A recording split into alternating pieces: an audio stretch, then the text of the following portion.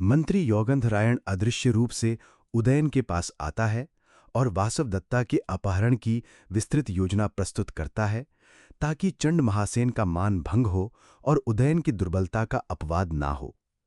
आषाढ़क भद्रवती हथिनी का महावत धन देकर अपने पक्ष में कर लिया जाता है।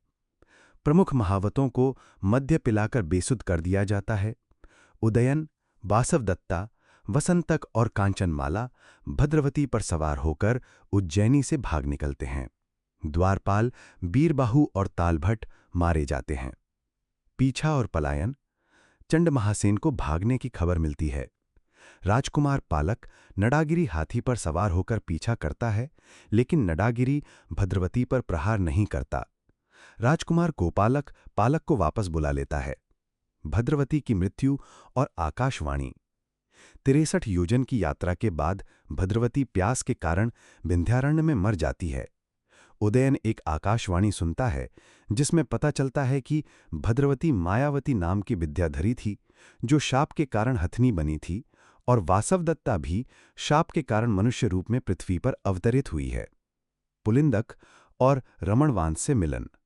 उदयन डाकुओं से घिरा होता है, लेकिन अकेले ही सबको मार डालता है। पुलिंदक, उदयन का मित्र बसंतक और योगंधरायण पहुंचते हैं और बचे हुए डाकुओं को भगाते हैं।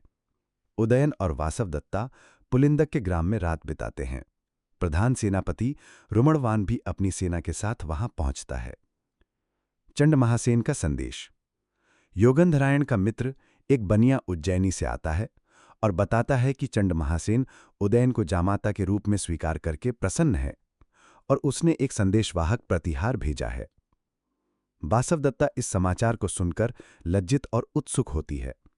वासवदत्ता वसंतक से कहानी सुनाने का अनुरोध करती है।